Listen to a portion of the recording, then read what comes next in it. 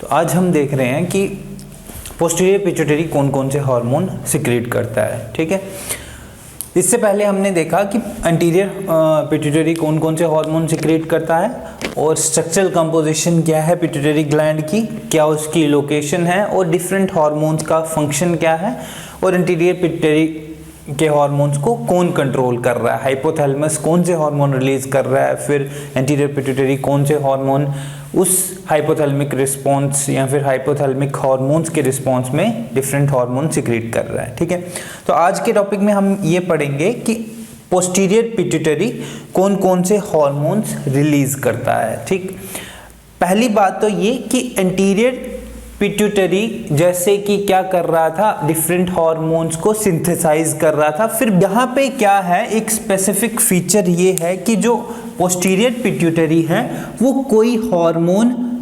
Synthesise नहीं करता है। No hormone is synthesised. ठीक है, इसका मतलब है कोई ये दोनों हार्मोन जो पोस्टीरियर पिट्यूटरी रिलीज कर रहा है वो वहां पे बन नहीं रहे हैं जैसा कि एंटीरियर पिट्यूटरी में हो रहा था, वो वहां पे हार्मोन सिंथेसाइज हो रहे थे। बट यहाँ पे हार्मोन सिंथेसाइज नहीं हो रहे हैं। यहाँ पे क्या हो रहा है कि जो हाइपोथैलेमस के न्यूरोसेक्रेटरी सेल्स हैं वही हार्मोन्स बना रहे हैं और वो कुछ देर के लिए पोस्टीरियर पिट्यूटरी में उन हार्मोन्स को स्टोर करके रखवाते हैं, फिर रिलीज करवाते हैं। ठीक है, तो पहले हम देखेंगे कि एक्चुअली जो स्टोरेज है वो हो कैसे रही है। सिक्रीशन कौन कर रहा है, ये हाइपोथैलेमस के न्यूरोसेक्रेटरी सेल्स। ठीक है, न्यूरोसेक्रेटरी सेल्स ऑफ हाइपोथैलेमस। अब चाहे वो पैरावेंट्रिकुलर न्यूक्लियस है चाहे वो सुप्राऑप्टिक न्यूक्लियस है, मतलब लोकेशंस हैं वो, एक्चुअली पैरावेंट्रिकुलर भी लोकेशन है और सुप्राऑप्टिक भी लोकेशन है किसकी, न्यूरोसेक्रेटरी सेल्स की। अब क्या हो रहा है कि ये न्यूरॉन की सेल बॉडी है, न्यूरोसेक्रेटरी सेल के सेल बॉडी है। यहाँ पे फॉर एग्जांपल हमारे पास ऑक्सीटोसिन बना, इसने ऑक्सीटोसिन को in the form of vesicles pack किया और यहाँ अपने ही साइनेप्टिक नॉब तक पहुंचा दिया। ठीक है, वैसे ही ऑक्सीटोसिन भी बनाया और वैसे ही वेसोप्रेसिन की भी सिंथेसिस की न्यूरोसेक्रेटरी सेल्स ऑफ हाइपोथैलेमस ने, और यहाँ पे फिर उनको बना करके थ्रू द एक्सॉन ट्रांसपोर्ट करवा दिया यहाँ पे। ठीक है, vesicles of in the form of vesicle store किया और कहाँ पे, अपने ही न्यूरॉन के साइनेप्टिक वेसिकल तक या फिर साइनेप्टिक नॉब तक पहुंचा दिया। उसके बाद क्या हो रहा है, यहाँ पे जब सिग्नल आएगा हाइपोथैलेमस को तो ये वेसिकल्स जो हैं जिनमें ऑक्सीटोसिन और वेसोप्रेसिन दोनों स्टोर्ड हैं वो एक्सोसाइटोसिस के थ्रू यहाँ पे डिफ्यूज हो जाएंगी। कहाँ पे, हाइपोफेशियल इस प्लेक्सिस में, हाइपोफेशियल प्लेक्सिस में, जहाँ पे क्या है, कैपिलरीज बाइफरकेट हुई हैं। ठीक है, तो कैपिलरीज कहाँ से बाइफरकेट हुई, इंफीरियर हाइपोफेशियल आर्टरी। इंफीरियर हाइपोफेशियल आर्टरी जो है वो ब्लड सप्लाई कर रही है किसको, पोस्टीरियर पिट्यूटरी को, और फिर ये जब सिग्नल आएगा तो ये वेसिकल्स यहाँ पे डिफ्यूज होंगी और फिर इस वेन के थ्रू, हाइपोफेशियल वेन के through different parts of the body पे जाके अपना फंक्शन दिखाएंगे ये वाले हार्मोन्स। ठीक है, अब हम सबसे पहले देखेंगे फंक्शन ऑफ ऑक्सीटोसिन। ठीक, ऑक्सीटोसिन के बारे में पढ़ेंगे। अब ऑक्सीटोसिन क्या करता है, ऑक्सीटोसिन दो जगह पे काम करता है। In case of females oxytocin जो है वो दो लोकेशंस पे काम करता है, एक तो यूटेरस पे और दूसरा ब्रेस्ट पे। ठीक है, यूटेरस पे ये क्या करता है, ड्यूरिंग बेबी डिलीवरी। ठीक है, ये क्या करता है, स्मूथ मसल्स ऑफ यूट्रस को कॉन्ट्रैक्ट करवा देता है। ठीक है, तो जैसे ही स्मूथ मसल्स ऑफ यूट्रस को कॉन्ट्रैक्ट करवाता है तो उससे क्या होता है कि इजी डिलीवरी हो जाती है।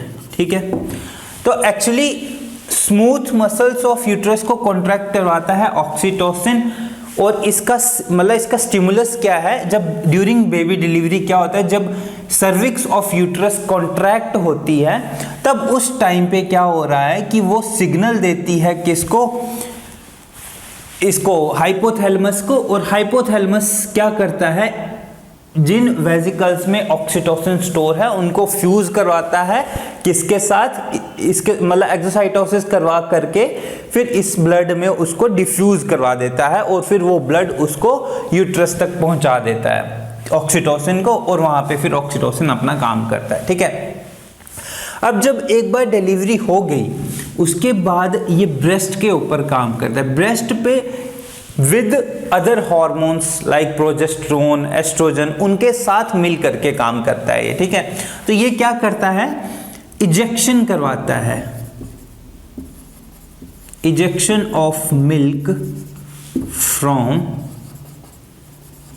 Mammary glands. ठीक है, ठीक, लेट डाउन भी बोलते हैं हम उस प्रोसेस को, मतलब लेट डाउन करवाता है मिल्क का फ्रॉम मेमोरी ग्लैंड, कौन, ऑक्सीटोसिन। तो मिल्क की इजेक्शन का जो स्टिमुलस है वो क्या है, मैकेनिकल स्टिमुलस। ठीक, मैकेनिकल स्टिमुलस कैसा,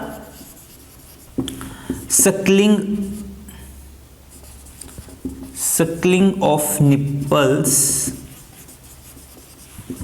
by न्यूबॉर्न बेबी। ठीक है, तो इजेक्शन ऑफ मिल्क का स्टिमुलस क्या है, मैकेनिकल स्टिमुलस है वो, और वो मैकेनिकल स्टिमुलस डालता कौन है, newborn baby, by sucking the memory gland of his और हर मदर फॉर मिल्क। ठीक है, तो ये दो मेन रोल हैं किसके, ऑक्सीटोसिन के।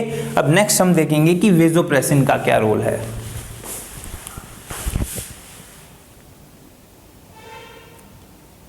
अब हम देख रहे हैं रोल ऑफ वेसोप्रेसिन। ठीक, और कहां से वेसोप्रेसिन भी रिलीज हो रहा है, वेसोप्रेसिन भी हाइपोथैलेमस ही बना रहा है, सिंथेसाइज कर रहा है, और उसको स्टोर और रिलीज करवा रहा है कौन, पोस्टीरियर पिट्यूटरी। ठीक है, वेसोप्रेसिन जब ब्लड में रिलीज होता है तो उसको कैरी कौन करता है, मतलब ब्लड कैरी कर रहा है उसको टू मेजर टारगेट टिश्यूज। ठीक है, ब्लड एडीएच को या फिर वेसोप्रेसिन को, एंटी डायरेटिक हार्मोन को या फिर वेसोप्रेसिन को टू मेजर टारगेट टिश्यूज तक पहुंचाता है, जैसे कि किडनी और smooth muscles of blood vessels. ठीक है, अब हम बोल रहे हैं एंटी डायूरेटिक हार्मोन। तो एंटी डायूरेटिक हार्मोन क्या करता है, किडनीज पे जा करके वाटर की रीअब्जॉर्प्शन करवाता है,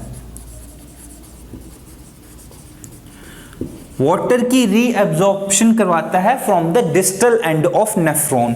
जब वाटर की रीअब्जॉर्प्शन करवाता है तो ऑटोमेटिकली क्या हो रहा है, यूरिन का वॉल्यूम डिक्रीज हो जा रहा है। ठीक है, तो डायूरेटिक्स क्या कर रहे थे, यूरिन का वॉल्यूम इंक्रीज करवा रहे थे। ठीक है, by increasing the amount of water in urine. अब एंटी डायूरेटिक हार्मोन का काम क्या है कि उस वॉल्यूम को डिक्रीज करना, मतलब यूरिन के वॉल्यूम को डिक्रीज करना। तो यूरिन का वॉल्यूम वो डिक्रीज कैसे करवा रहा है, बाय रीअब्सॉर्बिंग द वाटर। ठीक, एक तो ये काम हो गया। फिर वेसोप्रेसिन को ही, मतलब एंटी डायूरेटिक को ही हम क्या बोल रहे हैं, वेसोप्रेसिन। तो वेसोप्रेसिन का सीधा सीधा मतलब ये है कि वो क्या कर रहा है, वेसो मतलब वेसल, प्रेसिन मतलब प्रेस करना, तो वेसल्स को कॉन्ट्रैक्ट करवा रहा है।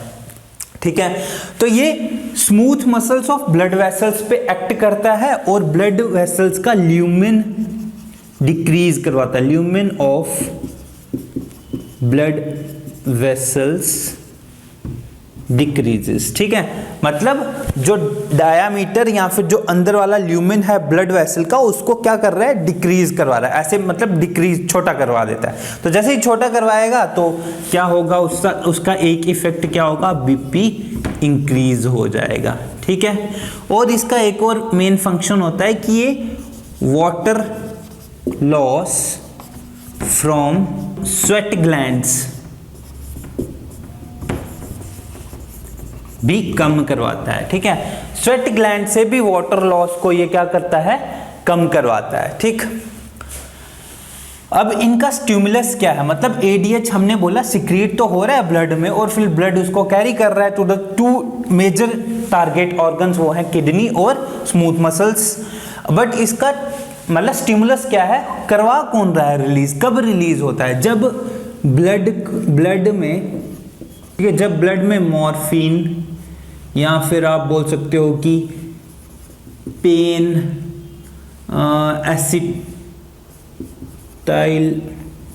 कोलिन हार्मोन, मतलब अगर ये कुछ जो स्टिमुलस हैं, ये कुछ चीज़ें अगर ब्लड में पाई जाती हैं, जैसे मॉर्फिन, अगर मतलब पेन का स्टिमुलस आ रहा है, या फिर एसिटाइल कोलिन जो है उसकी कंसंट्रेशन ब्लड में इंक्रीज हो गई है, और दूसरा अगर ब्लड का मेजर जो कॉज है वो मतलब मेजर स्टिमुलस है, अगर ब्लड का वॉल्यूम डिक्रीज हो गया है, ठीक है, ऑस्मोलैरिटी ऑफ ब्लड इंक्रीज हो गई है। ठीक, अगर ब्लड में ऑस्मोलाइट्स या फिर ब्लड की ऑस्मोलैरिटी इंक्रीज हो गई है, ब्लड का वॉल्यूम डिक्रीज हो गया है, पेन स्टिमुलस, कुछ ड्रग्स जैसे कि मॉर्फिन, कोई हार्मोन जैसे कि एसिटाइल कोलिन, इनकी कंसंट्रेशन ब्लड में ज़्यादा है, तो ये सब स्टिमुलस रिस्पॉन्सिबल हैं for the release of ADH और vasopressin from the posterior pituitary into the blood. ठीक है, so this is all about today's topic. Thank you very much.